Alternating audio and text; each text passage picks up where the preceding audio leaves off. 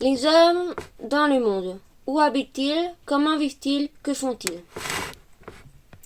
Tout autour de la Terre, partout sur la Terre, il y a des habitants partout sur la Terre, même dans les déserts chauds ou froids.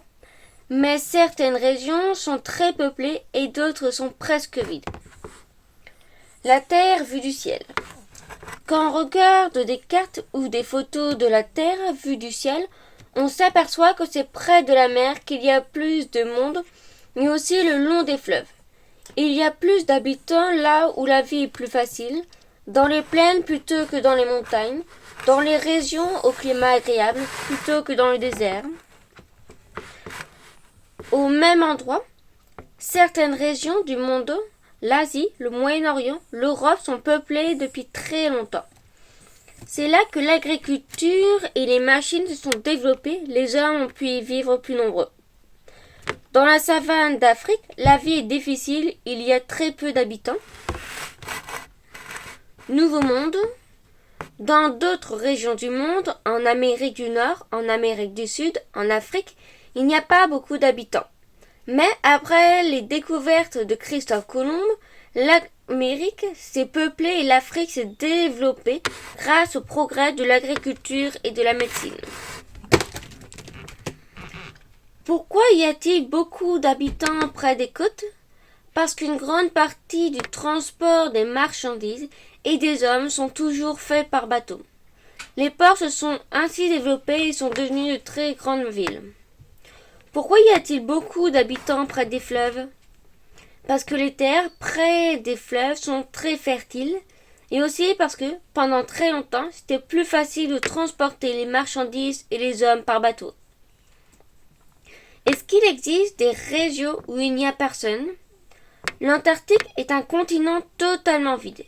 Il y a juste quelques scientifiques qui y séjournent pour étudier la Terre, mais de vastes régions sont très peu peuplées. Presque tout le Canada, une grande partie de la Russie, la forêt amazonienne et les grands déserts comme le Sahara. Grâce à la culture du riz, la Chine a toujours été très peuplée. Shanghai est une des plus grandes villes du monde. Tout autour de la Terre, de plus en plus nombreux. Nous sommes de plus en plus nombreux sur la Terre. Chaque seconde, il y a 3 personnes de plus. Autrefois, on ne vivait pas très vieux et beaucoup d'enfants mouraient. Le temps des famines. Autrefois, il y avait beaucoup moins d'habitants sur la Terre. Il n'y avait pas beaucoup de machines ni d'engrais pour les cultures. Les médicaments n'étaient pas très efficaces contre les maladies. Les femmes avaient 5 ou 6 enfants, mais beaucoup mouraient très jeunes. Il y avait presque autant de morts que de naissances. Les vaccins ont fait disparaître de nombreuses maladies. 6 milliards d'hommes. À l'époque moderne, la médecine a fait de grands progrès. Grâce aux médicaments, aux vaccins, aux règles d'hygiène, beaucoup de maladies ont disparu. Presque partout dans le monde, les gens sont mieux nourris et mieux soignés. C'est pourquoi il y a de plus en plus d'habitants sur la Terre. En 1900, il y avait 1,5 milliard. En 2000, il y en avait 6 milliards. Pourquoi les familles ont-elles de moins en moins d'enfants? En général, plus un pays s'enrichit, plus les familles font d'enfants. Dans les pays très pauvres, les familles continuent à faire de nombreux enfants, mais ce nombre diminue peu à peu. Comme il y a moins d'enfants qui meurent quand ils sont petits, les familles ont tendance à en faire un peu moins d'enfants. Est-ce que la population augmente dans tous les pays? La population augmente dans presque tous les pays du monde, mais pas de la même façon partout. En Afrique, par exemple, la population augmente très vite parce que les familles font beaucoup d'enfants. Dans certains pays européens, la population n'augmente plus parce que les familles ne font plus assez d'enfants. Moins d'enfants? Dans les pays riches, la plupart des familles n'ont plus qu'un ou 2 enfants car il faut beaucoup d'argent pour bien les élever ou elles veulent pouvoir profiter avec eux du confort, des loisirs. Et même dans les pays pauvres, et les femmes ont plus d'enfants. Les familles commencent à en être un peu moins nombreuses. Au XIXe siècle, Les familles ont encore de nombreux enfants et les adultes commencent à vivre de plus en plus vieux. Aujourd'hui, dans les pays riches, les familles ont une moyenne de 1 ou 2 enfants. Tout autour de la Terre, tous en ville. Autrefois, presque tout le monde habitait à la campagne. À notre époque, c'est le contraire. De plus en plus de gens vivent dans les villes, partout dans le monde. Les villes sont de plus en plus grandes, de plus en plus étendues. Partout, il y a des chantiers de construction. On construit de nouveaux immeubles, de nouveaux quartiers. Dans les pays riches, la plupart des habitants vivent en ville ou en banlieue. Dans les pays pauvres, la vie est si difficile à la campagne que de plus en plus de gens essaient de tenter leur chance à la ville. Dans certains pays, comme au Brésil, les paysans pauvres qui viennent s'installer en ville construisent leur maison avec ce qu'ils peuvent. Des villes gigantesques. Toutes les villes grandissent, mais ce sont les plus grandes villes qui grandissent le plus. De gigantesques immeubles s'élancent vers le ciel. Des kilomètres de pavillons grignotent la campagne. La circulation des voitures devient très difficile et cela provoque beaucoup de pollution. En Amérique du Nord, les villes sont très étendues car la plupart des gens vivent dans des maisons. Beaucoup de familles ont 2 voitures. Quelles sont les plus grandes villes du monde? Tokyo, New York, Mexico, São Paulo au Brésil, Shanghai en Chine et Bombay en Inde sont les plus grandes villes du monde. Ce que l'on remarque surtout, c'est que ce sont les villes des pays pauvres qui se développent le plus vite. Bientôt, presque toutes les plus grandes villes seront les pays pauvres. Pourquoi les villes de pays pauvres se développent-elles très vite? D'abord parce que la population de ce pays augmente encore beaucoup. Ensuite parce que les paysans espèrent trouver un meilleur travail dans les villes et qu'ils pensent que c'est dans les plus grandes villes qu'ils auront le plus de chance. Est-ce que ces villes continuent à grandir longtemps? On ne voit pas pourquoi cela s'arrêterait, car ce sont des pays où les paysans sont encore très nombreux. Et on ne voit pas non plus comment arrêter cette croissance.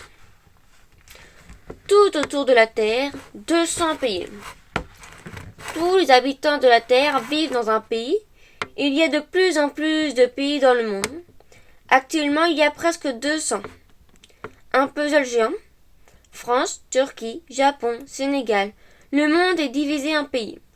Même une partie des mers ou des océans a été partagée dans les pays. Certains pays sont immenses comme la Russie, le Canada ou la Chine. D'autres sont minuscules. Certains pays sont très peuplés, comme l'Inde et la Chine. D'autres n'ont presque pas d'habitants, comme les îles d'Océanie. Qu'est-ce qu'un pays? Un pays est un territoire délimité par des frontières où des gens vivent ensemble.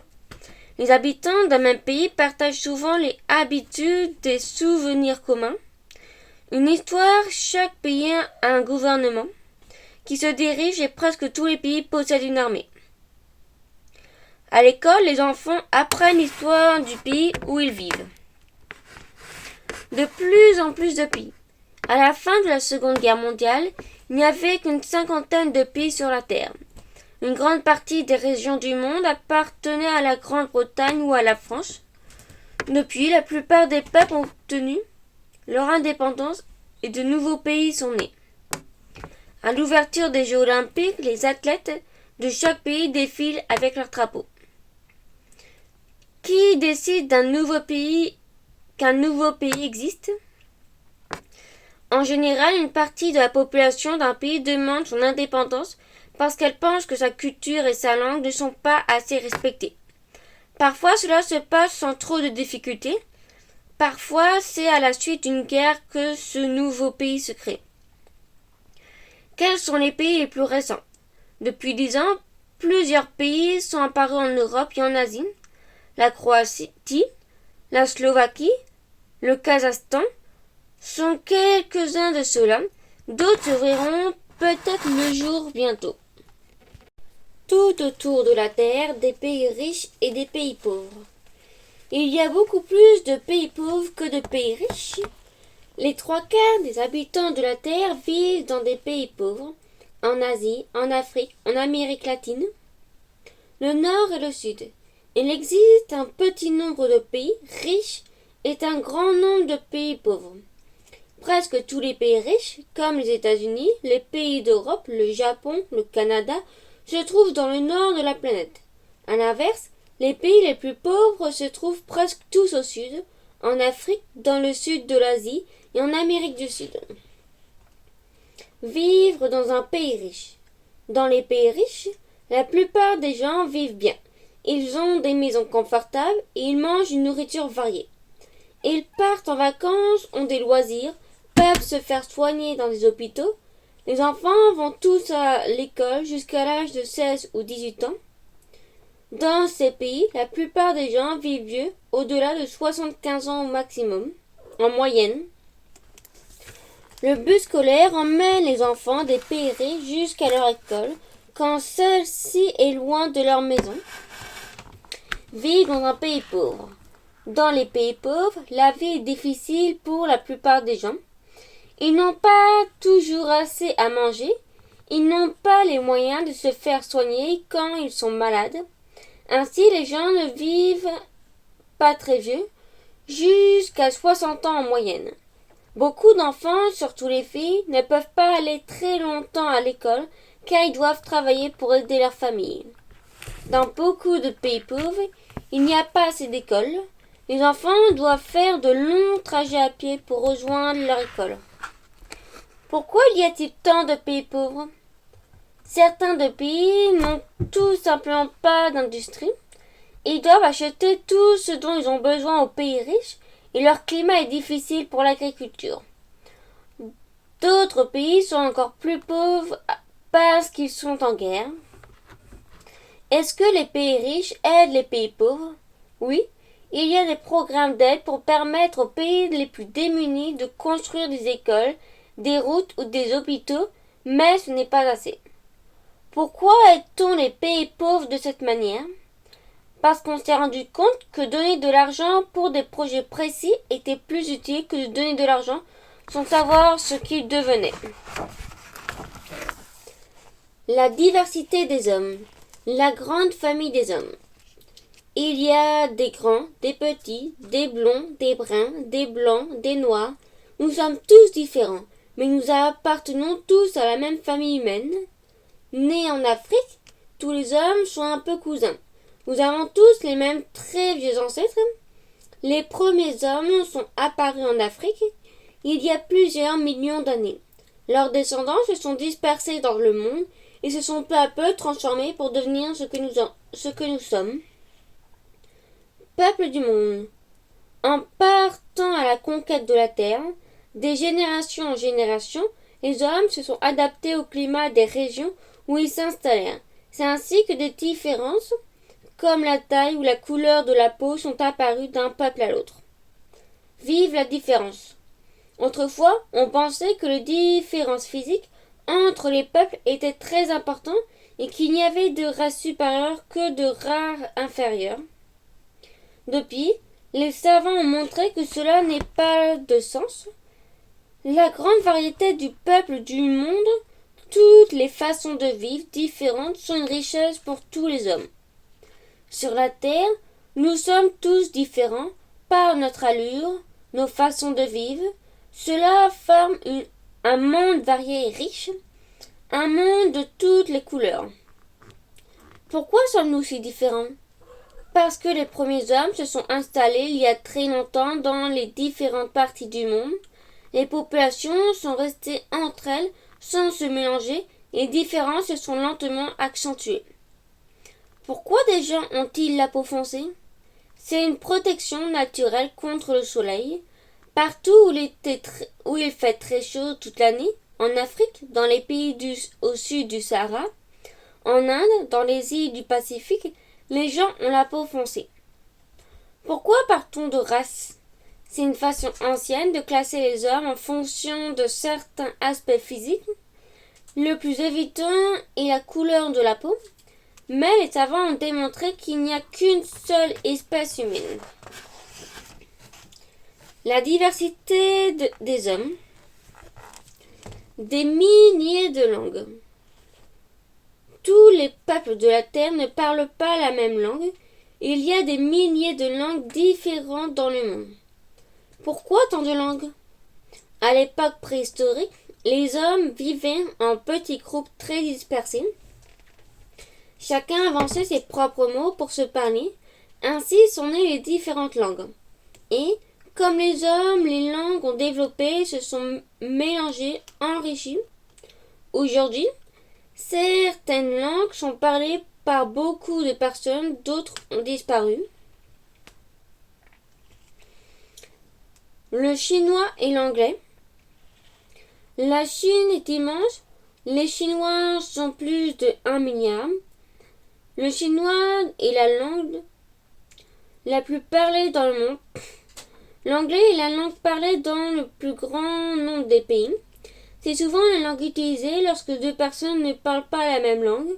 Elle sert aussi au commerce, aux savants, aux hommes, à l'État, pour se comprendre. Alphabet et idéogramme. Seule une centaine de langues s'écrivent, les autres langues sont uniquement parlées. La plupart des langues s'écrivent avec un alphabet, c'est-à-dire un ensemble de lettres qui correspond à des sons.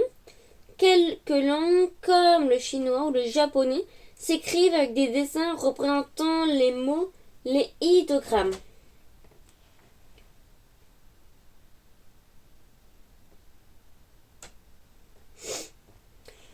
Quelle est la langue la plus difficile?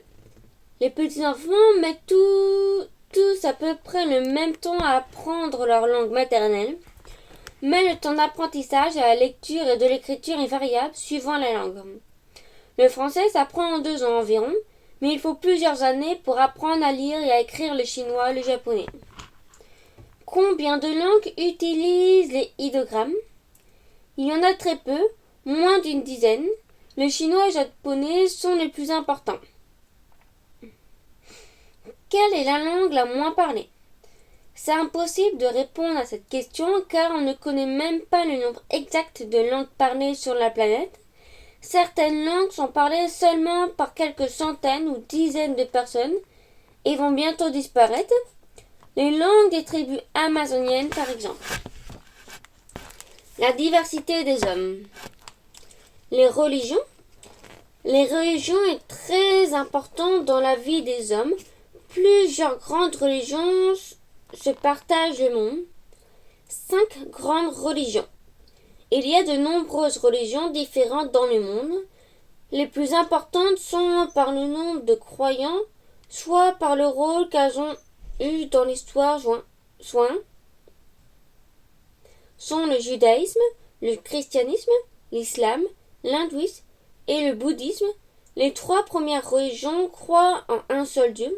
Les hindouistes croient en des milliers de dieux. Les bouddhistes suivent les règles de sagesse enseignées par Bouddha. Dans chaque religion, des personnes spéciales sont chargées de diriger les cérémonies et d'enseigner, ce sont les prêtres. Un rabbin juif, un prêtre catholique, un prêtre orthodoxe, un pasteur protestant. Des règles de vie.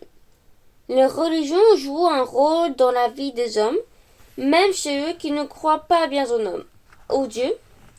Beaucoup d'œuvres d'art, de monuments, de fêtes, de lois et de règles morales ont une origine religieuse dans beaucoup de pays. La religion est obligatoire. Les religions et les guerres. Les peuples se sont souvent fait la guerre pour imposer leur dieu aux autres. Aujourd'hui encore, la religion est l'origine de nombreux conflits à travers le monde, surtout entre musulmans et chrétiens et entre musulmans et hindouistes. Les croyances animistes sont nombreuses en Afrique et en Océanie. Pour les animistes, beaucoup de choses sont sacrées. Quelle est la religion la plus ancienne? Les religions de l'Antiquité de l'Égypte, par exemple, nous ont laissé des œuvres d'art magnifiques. mais très probablement les hommes préhistoriques avaient déjà une religion. Est-ce que cette religion existe encore? Non, les religions des hommes préhistoriques ont complètement disparu, la plupart des religions de l'Antiquité également. Elles ont été remplacées par d'autres religions. Comment une religion peut-elle disparaître? Généralement, une religion disparaît quand une autre croyance la remplace. Par exemple, la religion des Romains a disparu quand l'Empire romain est devenu chrétien. La diversité des hommes. Les grandes fêtes. Chaque pays a ses fêtes. Certaines sont des fêtes religieuses, d'autres célèbrent un moment important de l'histoire du pays. Les fêtes religieuses. La plupart des fêtes ont une origine religieuse. Noël fête la naissance de Jésus. Pâques fête de sa résurrection sont célèbres dans tous les pays chrétiens. La fin du Ramadan est célèbre dans tous les pays musulmans. C'est une fête qui dure 3 jours à la fin du mois de jeûne. En Inde, des millions de personnes se retrouvent pour de grandes cérémonies au bord du Gange, le grand fleuve sacré. Grande fête chrétienne, Noël est devenu la fête des enfants. Le Nouvel An. Le Nouvel An est un jour de fête dans tous les pays du monde. Mais l'année ne commence pas en même moment dans tous les pays. Et tout le monde ne compte pas les années de la même façon. Ainsi, quand les Européens fêtent l'an 2000, les Chinois fêtent l'an 4698 et les musulmans fêtent l'an 1421. Le Nouvel An chinois est fêté fin juillet, début février, par de gros défilés. La fête nationale. Chaque pays a sa fête. En France, c'est le 14 juillet. Aux États-Unis, le 4 juillet. Ces fêtes nationales rappellent un jour très important de l'histoire du pays, le début de la Révolution pour les Français, l'indépendance, des États-Unis pour les Américains. Ce jour-là est un jour férié, tous les pays est en fête. Il y a des défilés militaires, des concerts, des bals et des feux d'artifice. Pourquoi tous les pays n'ont-ils pas les mêmes calendriers? Parce que chaque civilisation commence à compter les jours et les années à partir d'un événement très important qui la concerne. Mais ces calendriers sont surtout utilisés pour fixer les fêtes religieuses. Y a-t-il quand même un calendrier commun à tout le monde? Pour la vie économique, presque tous les pays utilisent le même calendrier. Ils utilisent habituellement le calendrier chrétien, tout simplement parce que les pays européens ont conquis le monde et imposé leur calendrier. Y a-t-il des fêtes communes à tous les pays? Non, mais de plus en plus on fête un peu partout le nouvel an du calendrier chrétien et Noël. Et les grands événements sportifs, comme les Jeux olympiques ou les Coupes du monde de football, sont des fêtes pour le monde entier. La diversité des hommes. Maison du monde. Isbas, russe, chalet, suisse, cases africaines. Les maisons traditionnelles ont chacune leur style, car elles sont bien adaptées aux différentes régions du monde. En bois ou en pierre. Pour construire leur maison, les hommes ont utilisé les matériaux trouvés sur place, du bois, des pierres, claires ou foncées, selon les régions, des briques fabriquées avec de la terre d'argile que l'on fait cuire ou tout simplement de la terre séchée au soleil. L'Irlande a longtemps été un pays très pauvre, les fermes étaient toutes petites et couvertes de chaume. À chacun sa maison. Dans les pays de forêt, les maisons sont construites en bois. Dans le désert, les murs sont très épais et les fenêtres toutes petites pour que la chaleur ne pénètre pas à l'intérieur. De même, les maisons des pêcheurs sont différentes de celles des agriculteurs. Dans les villes du nord de l'Europe, les maisons sont construites en briques.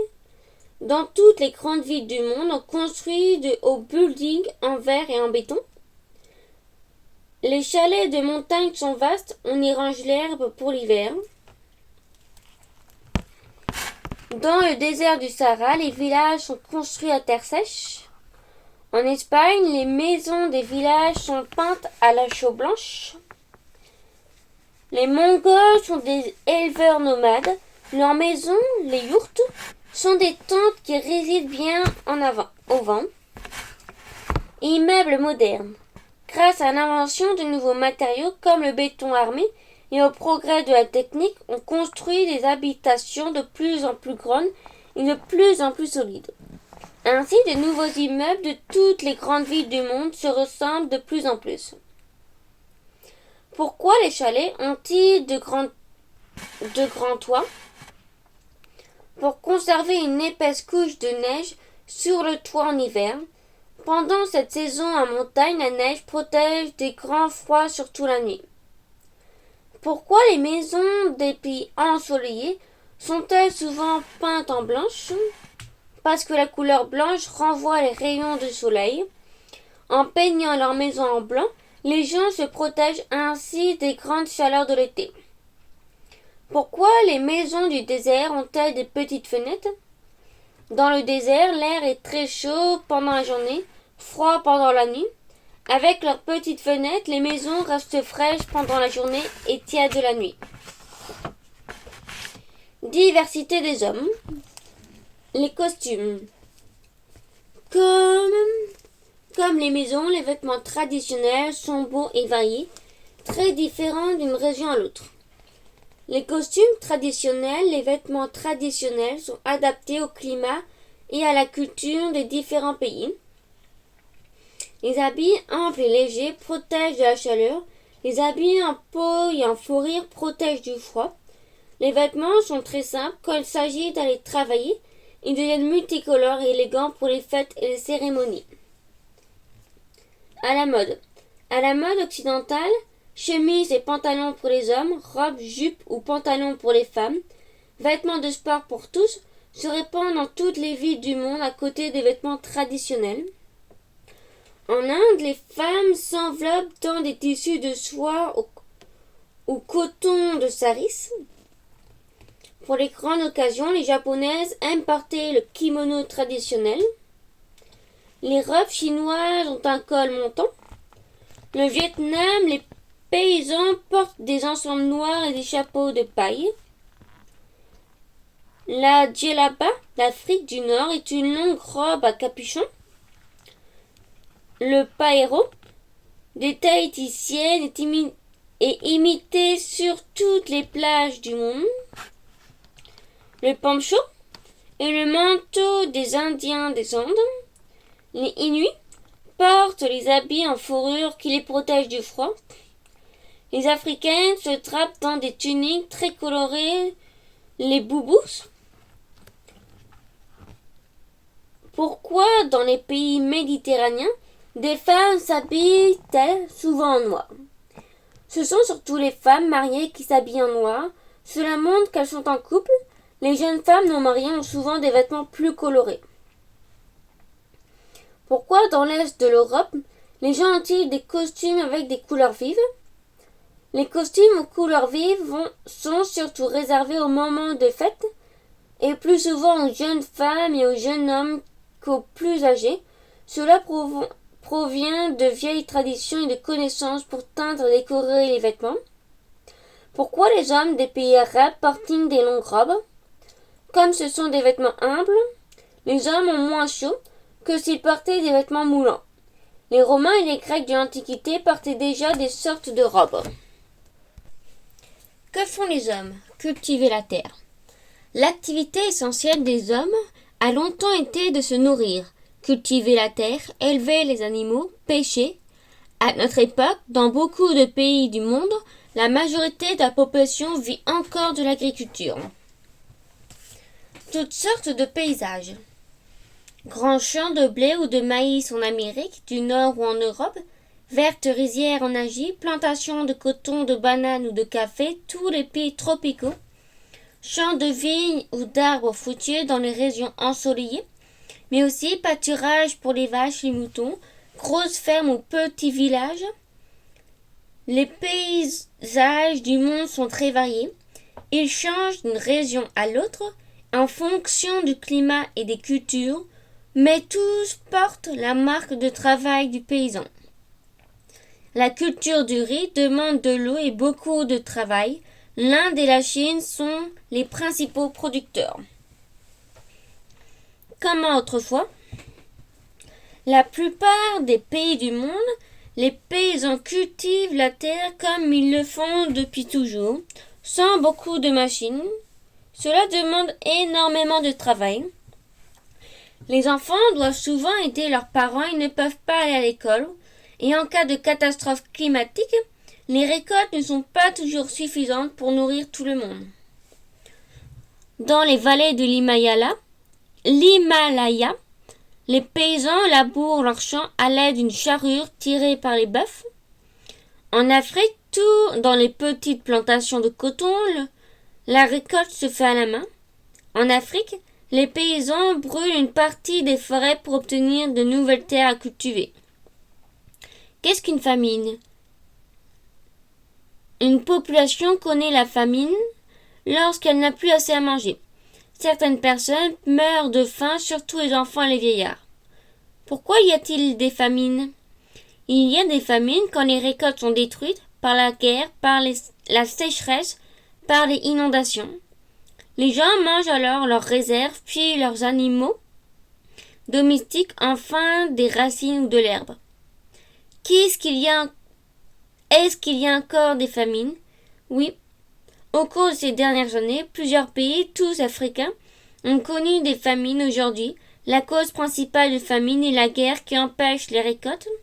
Les pays qui veulent venir aider les populations ne peuvent pas toujours le faire en raison des combats. Que font les hommes? Des campagnes sans paysans. Dans les campagnes des pays riches, en Amérique du Nord, en Europe, en Australie, les champs sont immenses, les machines énormes, les récoltes importantes, mais il n'y a plus beaucoup d'agriculteurs. De plus en plus de machines dans les pays riches, les agriculteurs disposent de machines puissantes pour labourer la terre, semer les graines, couper le maïs ou le blé, ramasser la paille ou le foin, arroser les champs. Dans les laboratoires, les savants cherchent de nouvelles plantes, de nouvelles espèces animales, de meilleurs engrais, des pesticides plus efficaces contre les insectes nuisibles pour que les cultures soient toujours plus importantes. De moins en moins de paysans. Depuis que l'essentiel du travail dans les champs est effectué par des machines, les fermes et les champs sont devenus de plus en plus vastes et les paysans de moins en moins nombreux. Les campagnes changent. Il y a de moins en moins de haies et d'arbres dans les champs. Les villages ont perdu les habitants, certains ont même abandonné, et d'autres sont transformés en résidences de vacances. Dans les laboratoires, les chercheurs inventent de nouveaux produits pour rendre l'agriculture toujours plus productive. Sous les serres, il n'y a plus besoin de soleil ou de pluie pour faire pousser les fleurs, les fruits et les légumes. Aux Pays-Bas, on a gagné des terres sur la mer en construisant des digues de canaux.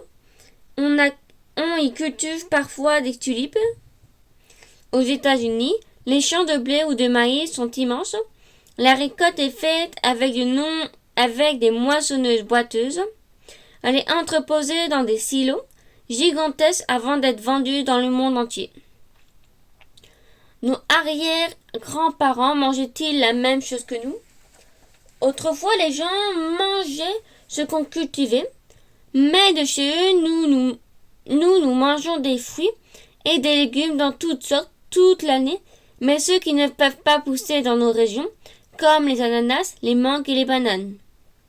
D'où viennent ces fruits et ces légumes? On peut les faire venir de pays où il fait chaud toute l'année, par exemple du Sénégal.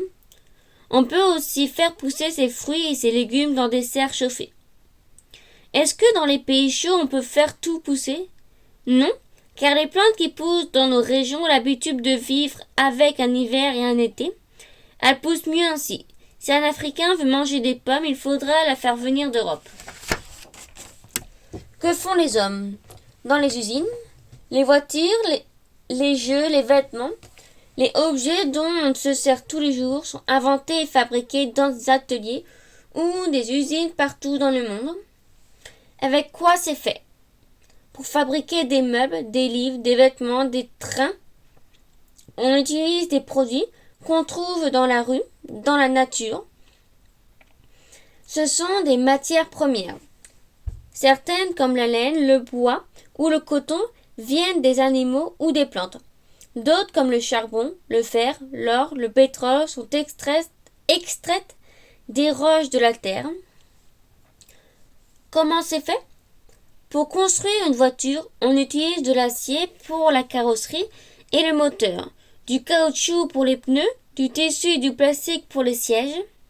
Ces matériaux sont fabriqués avec des matières premières. L'acier est fabriqué dans d'immenses fours. Le plastique ou le caoutchouc sont fabriqués dans des usines chimiques. Avec le plastique, on fabrique une multitude de choses, des jouets, des sacs, des bouteilles, des imperméables. À chaque produit son usine. Tous les objets qu'on trouve dans les magasins, les livres, les chaussures, les boîtes de conserve, les voitures, les médicaments, les parfums, sont fabriqués dans des usines spéciales. D'autres usines produisent les grosses machines, comme les avions, les camions, les locomotives ou le tracteur. La plupart des usines sont installées dans des zones situées autour des villes, près des ports, des autoroutes ou des aéroports. On trouve du pétrole dans les profondeurs de la terre et même sous la mer. Pour l'extraire, on a construit des plateformes pétrolières en pleine mer. Les vêtements, les chaussures, les ballons de foot sont fabriqués un à un. Il y a donc beaucoup de machines et beaucoup d'ouvriers dans les usines. C'est dans les bureaux que les nouveaux produits sont imaginés, dessinés, que l'on organise leur fabrication, leur mise en vente et la campagne de publicité pour les lancer. L'acier est un métal très dur et très solide. On le fabrique avec du fer dans les fours géants des aciéries. Est-ce qu'on fabrique les mêmes choses dans tous les pays? Non. Les pays les plus riches fabriquent en général de tout. Les pays les plus pauvres ne fabriquent que des objets faciles à construire qui ne coûtent pas cher. Comment fait-on pour transporter les marchandises? Entre pays lointains, on utilise surtout le bateau. On met tous les objets dans de grandes caisses, des conteneurs qu'on empile sur les navires. Parfois, on les transporte dans de gros avions. Et entre les pays voisins, on utilise surtout les camions car c'est le moyen de transport le plus pratique. Un camion peut aller directement de l'usine au magasin, ce qui ne peuvent pas faire les trains de marchandises. Que font les hommes? Vendre et acheter. Depuis toujours, les hommes échangent leurs produits, vendant, achètent. Dans notre monde moderne, c'est devenu une de leurs occupations principales. Des quatre coins du monde, pendant longtemps dans chaque pays, les gens achetaient ce qui était produit sur place. Mais maintenant, on trouve dans les magasins des produits qui viennent du monde entier. Ces produits sont transportés d'un pays à l'autre par d'énormes camions de livraison ou de gros cargos. Les centres commerciaux. Les petits magasins et les marchés sont peu à peu remplacés par de grandes surfaces et les centres commerciaux installés à l'extérieur des villes. D'immenses parkings permettent aux clients de venir en voiture faire toutes leurs courses au même endroit et parfois aussi d'aller au cinéma ou au restaurant. Les souks des villages arabes sont de grands marchés en partie couverts où on trouve toutes. Ils sont toujours très gais. Dans les grandes villes, les petits magasins vendent des produits de tous les jours et des produits de luxe. Aux États-Unis, en Europe, les gens vont faire leurs courses en voiture dans d'immenses centres commerciaux. En Asie, les fruits et les légumes sont parfois vendus sur des bateaux. Ce sont des marchés flottants. Est-ce qu'il y a toujours eu des magasins? Non. Les magasins sont apparus dans l'Antiquité à partir du moment où les gens ne fabriquaient pas tout ce dont ils avaient besoin.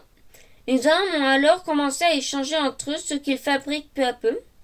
Certaines personnes se sont spécialisées dans les échanges et ont ouvert les premiers magasins. Est-ce qu'on y trouvait tout comme aujourd'hui? La plupart des magasins ne vendaient pas de tout, mais ils étaient souvent rassemblés. dans un même quartier. Du coup, il était facile de venir faire ses courses. Quand les grands magasins sont-ils apparus? Il y a environ 1500 ans.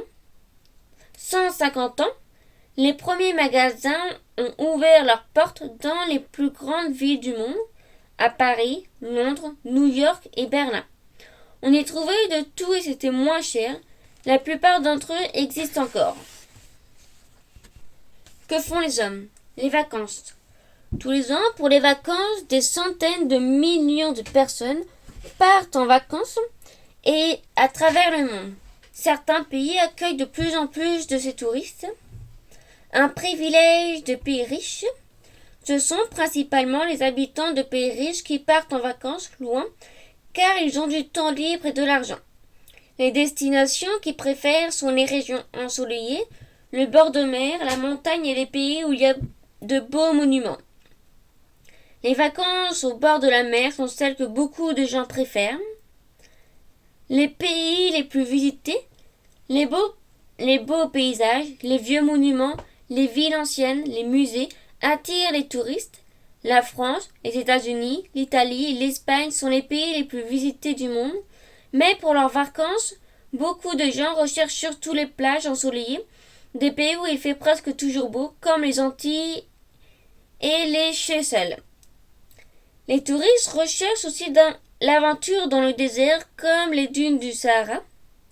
Les pyramides d'Égypte font partie des monuments les plus visités du monde. Que font les hommes? Les voyages. Grâce aux autoroutes, aux TGV, aux avions, on peut se déplacer de plus en plus vite et de plus en plus loin. Un avion, mais aussi à pied. Partout dans le monde, les moyens de transport rapide se développent. Partout, on construit des autoroutes, des aéroports. Les TGV vont 2 ou 3 fois plus vite que les anciens trains. Mais dans beaucoup de pays, la plupart des gens utilisent encore le vélo, la charrette tirée par un âne ou marchent le plus souvent à pied. Sur tous les grands aéroports du monde, des dizaines d'avions décollent chaque seconde. Nouveaux paysages, tous ces nouveaux moyens de transport ont transformé les paysages. Les gens habitent de plus en plus loin de leur travail. Ils passent beaucoup de temps en voiture ou dans les transports en commun. Les villes s'étendent, de nouveaux quartiers se créent près des autoroutes et d'aéroports. Aux États-Unis, il y a des centaines d'autoroutes. Elles traversent même des grandes villes comme Los Angeles. En Inde, quand les trains ont surchargé, les voyageurs doivent s'accrocher aux portes. Dans les villes du tiers-monde, les habitants se déplacent beaucoup en cyclomoteur. Les grandes régions du monde. L'Europe. L'Europe est le plus petit continent. C'est l'un des plus peuplés et l'un des plus riches. Il est composé de nombreux pays très différents. Les paysages très variés. L'Europe est petite, mais ses paysages et ses villes sont extraordinairement variés. Les pays du Nord ne ressemblent pas à ceux du Sud. Les montagnes succèdent aux plaines. Les landes et les champs succèdent aux forêts. Les traces du pays sont partout. Les monuments, les châteaux, les cathédrales, les vieux quartiers, les villes témoignent de la riche et longue histoire de ce pays. 36 pays. En Europe, il y a de nombreux pays. La plupart sont assez petits, mais ils sont tous différents. Chacun a son histoire et ses traditions. Pendant des siècles, les principaux pays d'Europe, l'Espagne, la France, l'Angleterre, l'Autriche, la Russie, se sont fait la guerre. Ils se sont aussi beaucoup influencés les uns aux autres. Londres est la capitale de l'Angleterre. Elle est célèbre pour ses monuments, ses bus rouges et 2 étages et ses vieux taxis noirs. Moscou est la capitale de la Russie. Le plus grand pays d'Europe, c'est un pays de tradition orthodoxe. Les églises sont ornées de bulbes dorés. La Grèce est un pays du sud de l'Europe. On y cultive l'olivier et la vigne. Enfin, au XXe siècle, 2 terribles guerres ont fait des millions de morts en Europe. Pour que de telles horreurs n'arrivent plus jamais, quelques pays ont décidé de s'unir. En 2002, 15 pays forment l'Union européenne. La plupart de ces pays ont une monnaie commune, l'euro. Il est prévu que petit à petit, d'autres pays d'Europe viennent les rejoindre. Où s'arrête l'Europe? En principe, le continent européen s'arrête à l'Oural, une montagne de Russie. Mais certains pensent que la Russie ne fait pas partie de l'Europe et qu'elle ne pourra donc pas entrer un jour dans l'Union européenne. Pourquoi y a-t-il tant de pays en Europe? Le nombre de pays d'Europe a beaucoup changé au cours de l'histoire. En 1990, il n'y avait que 27. Aujourd'hui, il y en a une quarantaine. Pourquoi y a-t-il encore plus de pays maintenant? En 1989, l'URSS, qui était constituée de plusieurs pays, est redevenue la Russie. Tous les pays qui étaient dominés par l'URSS ont souhaité leur indépendance. Cela s'est souvent fait pacifiquement. Les grandes régions du monde. États-Unis, Canada. Les États-Unis et le Canada sont des pays immenses et riches, peuplés d'hommes qui sont venus du monde entier. On y parle anglais, un peu français au Canada. Immense et peu peuplé. En Amérique du Nord, tout est grand, immense. Les forêts, les montagnes, les grandes plaines, les lacs, les déserts s'étendent sur des centaines de kilomètres. Pendant très longtemps, seules les tribus indiennes habitaient ce vaste continent. Depuis sa découverte par Christophe Colomb, des familles sont venues de tous les pays du monde et cherchent une vie meilleure. La Statue de la Liberté à New York est le symbole des États-Unis, puis d'immigrants devenus le pays le plus riche et le plus puissant du monde. Une histoire terrible. Les premiers immigrants étaient des Anglais et des Français, suivis par beaucoup d'autres Européens. Leur arrivée a provoqué la mort d'une grande partie des Indiens, qui ont été chassés de leurs terres et installés dans des réserves. Des millions d'Africains ont été amenés comme esclaves pour travailler dans des plantations. Riches et puissants. Le Canada et les États-Unis sont parmi les plus grands et les plus riches pays du monde. Le Canada est grand comme 10 fois la France. Les États-Unis sont les pays les plus puissants du monde. Les Américains sont venus du monde entier et leur culture, la musique, le cinéma a conquis le monde. Pourquoi parle-t-on deux langues au Canada? Le Canada a d'abord été conquis par les Français, puis les Anglais qui ont conquis le Canada et ils ont imposé leur langue. Mais ils n'ont pas chassé les Français qui étaient déjà installés. Est-ce que les Canadiens parlent le même français qu'en France? Pas tout à fait. Pendant longtemps, les francophones ont perdu contact avec la France. Ils ont donc conservé de vieux mots qui ont disparu en France. Ils ont aussi développé un accent chantant qui, parfois, complique la compréhension. Est-ce qu'il reste beaucoup d'Indiens en Amérique du Nord? Non, on pense que lorsque les Européens sont arrivés en Amérique du Nord, les Indiens étaient quelques millions. À la fin des guerres indiennes, il en restait 10 fois moins. Les grandes régions du monde. L'Amérique latine. En Amérique latine, il y a beaucoup plus de pays qu'en Amérique du Nord. On y parle espagnol, sauf au Brésil, dont la langue est le portugais. Un monde métissé. L'Amérique centrale et l'Amérique du Sud ont été peuplées par des colons venus d'Espagne et du Portugal. C'est pourquoi on y parle espagnol et portugais, et les religions les plus répandues est le catholicisme. Comme aux États-Unis, beaucoup d'esclaves ont été amenés d'Afrique. Les Indiens ont survécu dans les montagnes. Toutes ces populations se sont mélangées, métissées.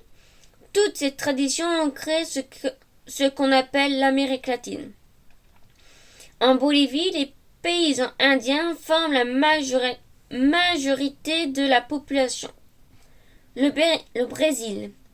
Le Brésil est le pays le plus grand, le plus peuplé et le plus puissant de tous les pays d'Amérique du Sud.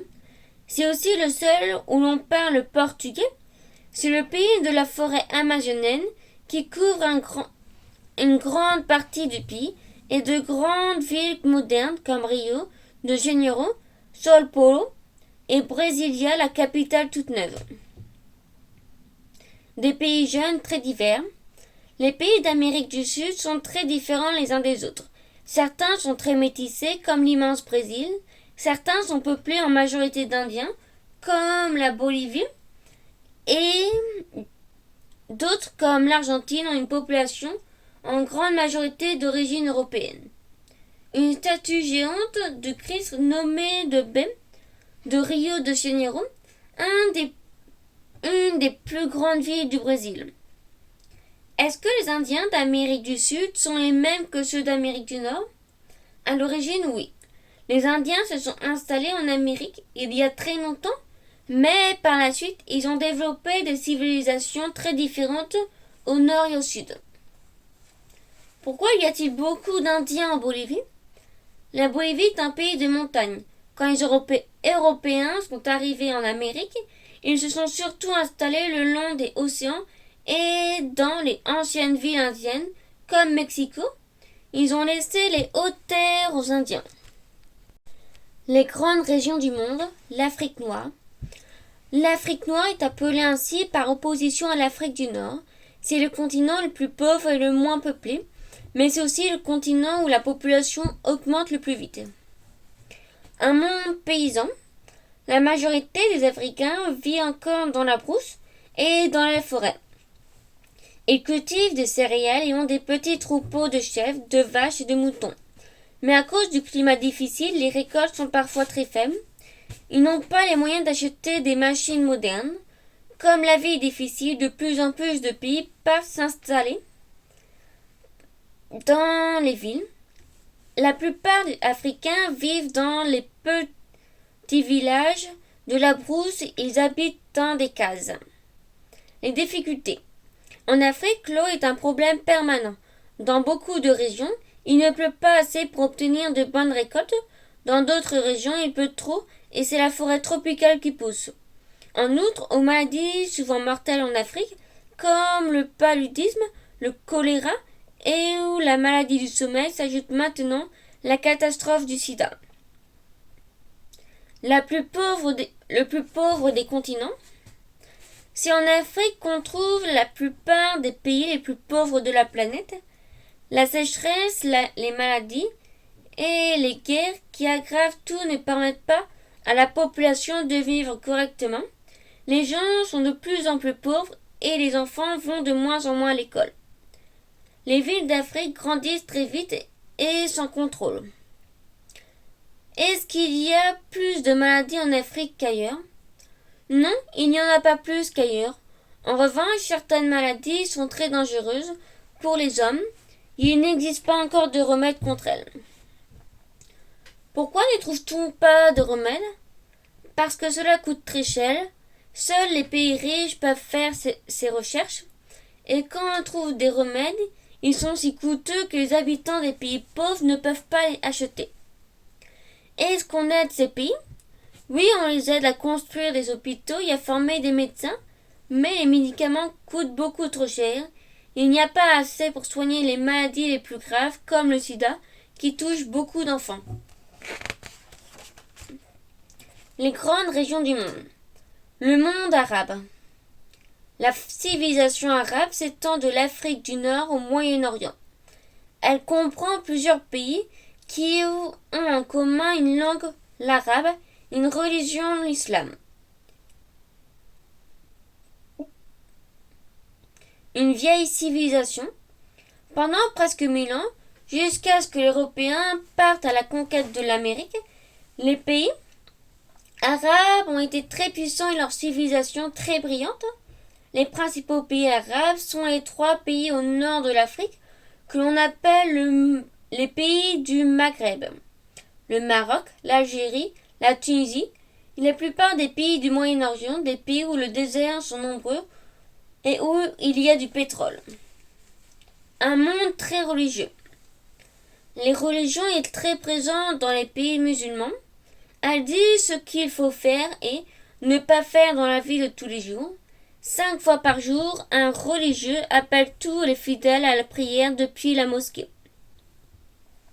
Au Maroc, les gens s'habillent de manière très diverse. Certains sont vêtus comme les Européens, d'autres portent le djellaba. Certaines femmes sont voilées, d'autres portent un foulard, d'autres encore ne couvrent pas leur tête.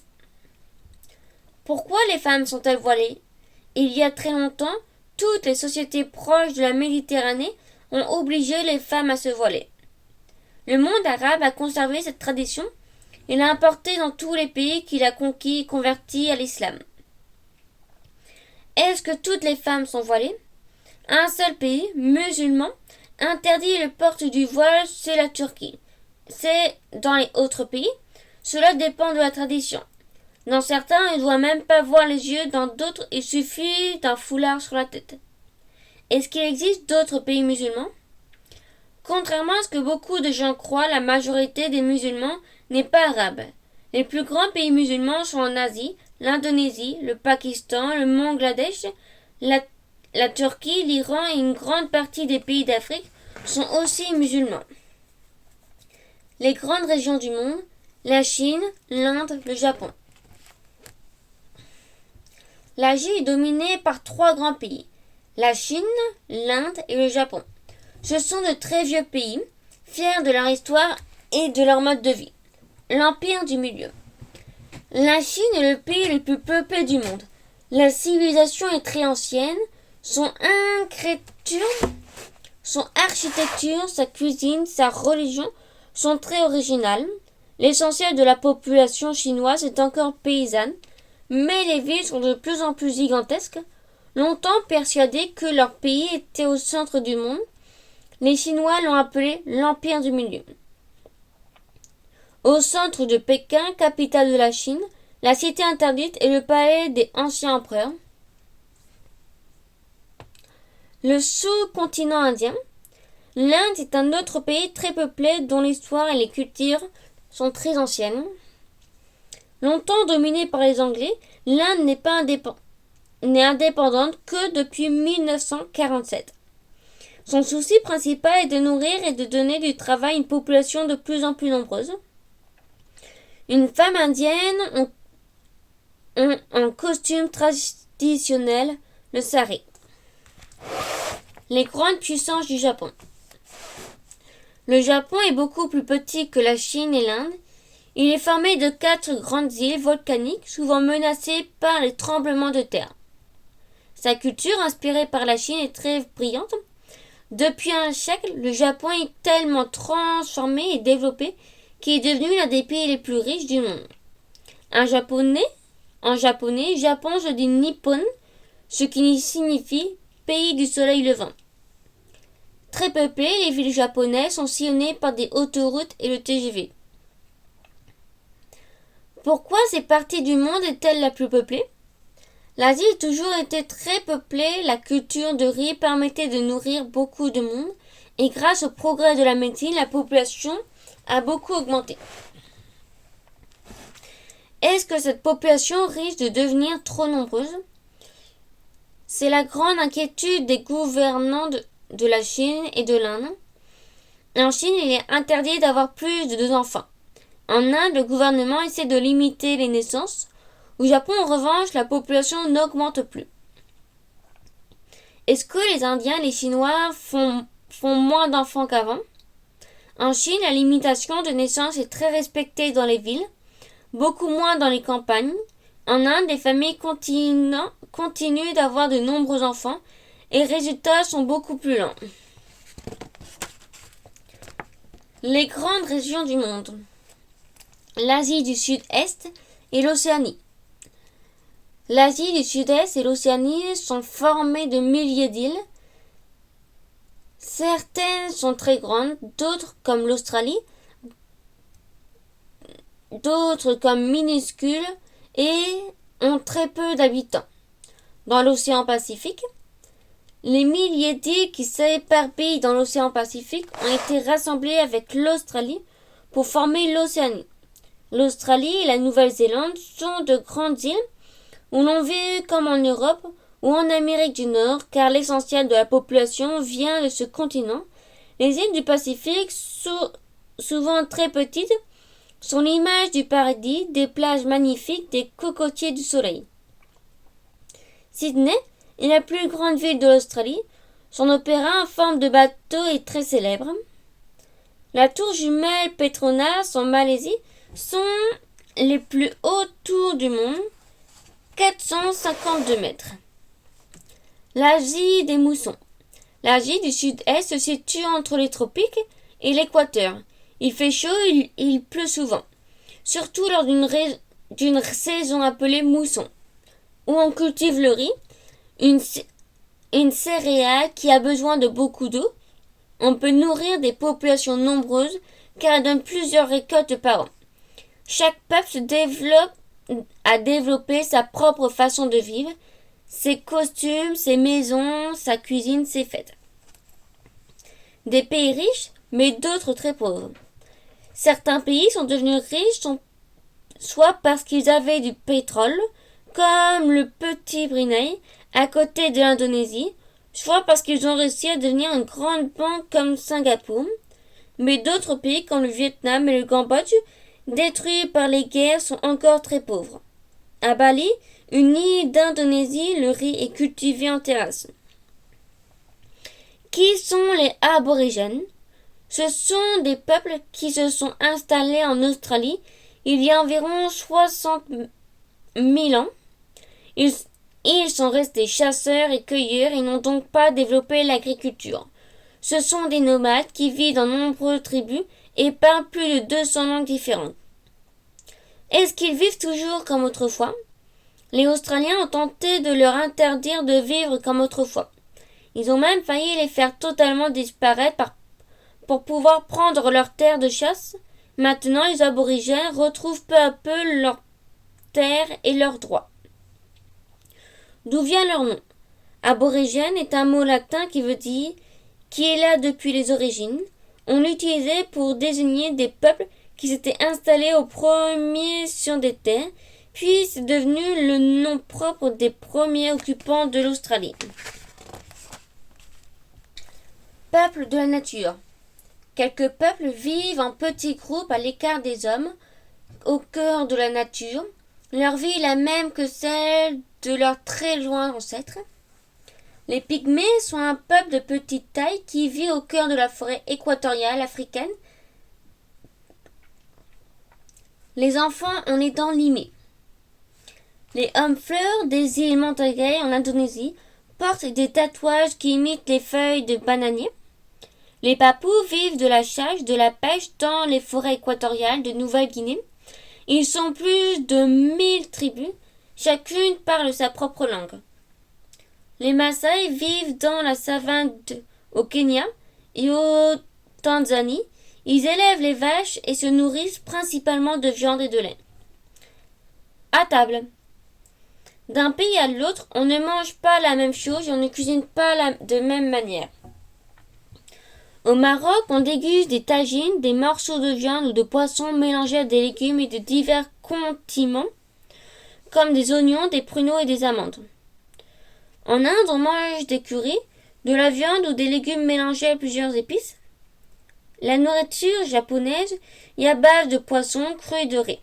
Le sushi est fait avec du poisson cru et du riz enroulé dans une feuille d'algue. Même les régions ont leurs plats traditionnels. En Alsace, on mange la choucroute, un plat de base de chou blanc, de pommes de terre et de charcuterie. Juin. Voici les 5 villes les plus peuplées du monde avec ses 30 millions d'habitants. Tokyo a presque 2 fois plus d'habitants que chacune des 4 autres. Tokyo, capitale du Japon, 30 millions d'habitants. Bombay, capitale de l'Inde, 17 millions d'habitants.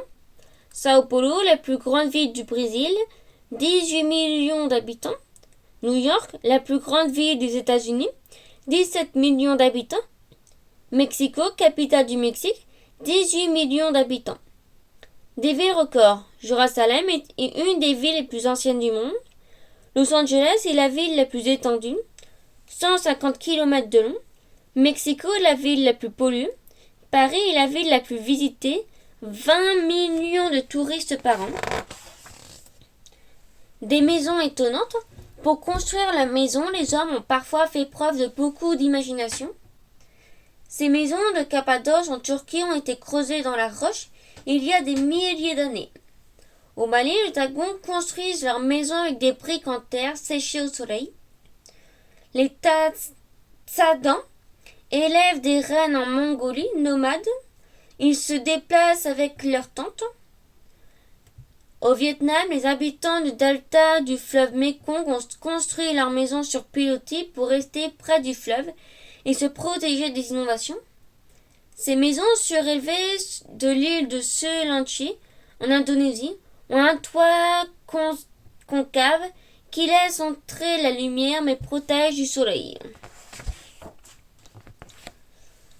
Au travail, 250 millions d'enfants âgés de 5 à 14 ans travaillent dans le monde. Parmi eux, un enfant sur 2 travaille à plein temps. En Asie, un enfant sur 2 travaille. En Afrique, un enfant sur 3. En Amérique du Sud, un enfant sur 5. Les grandes majorités des enfants qui travaillent vivent dans des pays pauvres, mais il y en a aussi dans les pays riches. Certains enfants travaillent dans les ateliers ou des usines, mais la grande majorité des vendeurs dans la rue font des corvées ménagères et travaillent dans les champs. Dans le monde, 650 millions d'enfants ont entre 6 et 11 ans. Parmi eux, 540 millions vont à l'école et 110 millions n'y vont pas. À l'école, la plupart des enfants du monde vont à l'école, mais toutes les écoles ne sont pas aussi confortables que celles des enfants d'Europe. Dans les écoles africaines, il y a souvent plus de 50 enfants par classe. Ils n'ont pas beaucoup de matériel. Pas de table ni de chaise pour ces écoliers de Sanaa. Au Yémen, le pays est si pauvre qu'il ne peut construire de vraies classes. Les jeunes gens de Bombay en Inde suivent leurs cours en plein air. Dans les classes du Vietnam, garçons et filles portent un uniforme. Les danses traditionnelles. La danse est un des arts les plus anciens. Partout dans le monde, on danse pour honorer les dieux, célébrer un événement important, mais aussi pour séduire. Cette danse des Tongos, peuplée de Mali, est exécutée lors des enterrements. Les danseurs portent des masques en kanaga surmontés d'une double croix qui rappelle le dieu créateur de la vie. Les danses traditionnelles du Cambodge étaient à l'origine des danses religieuses. Les danses japonaises font des gestes très longs. Le flamenco est la danse traditionnelle d'Andalousie, région du sud de l'Espagne. Beaucoup de danses européennes, comme les danses russes, réunissent des petits groupes de danseurs disposés en ligne ou en rond. Quelques chiffres. Chaque seconde, 5 enfants naissent et 2 personnes meurent. Il y a donc 3 habitants en plus sur la Terre. C'est au Japon que les hommes et les femmes vivent le plus longtemps. 77 ans en moyenne pour les hommes, 84 ans en moyenne pour les femmes. C'est au Sierra Leone, un petit pays dans l'ouest de l'Afrique, que les hommes et les femmes vivent le moins longtemps. 36 ans en moyenne pour les hommes, 38 ans en moyenne pour les femmes. Le pays où les femmes ont le plus d'enfants est le Yémen, un pays du sud de l'Orient, du Moyen-Orient. Des grandes fêtes. Les grandes fêtes religieuses, familiales, nationales, sportives rythment la vie des hommes. Dans les pays musulmans, la fin du Ramadan est une très grande fête familiale. On prépare de nombreux plats et des pâtisseries que l'on mange pendant toute la nuit. À Tahiti, au mois de juillet, au lieu de grandes fêtes de l'année à Eva, le plus célèbre épreuve est une course de pirogue pour laquelle les conquérants s'entraînent toute l'année. En Grèce, pour célébrer la fête de Pâques, on fait cuire un pain spécial, le pain de Pâques. À Halloween, les Américains transforment les citrouilles en gros masques représentant la mort.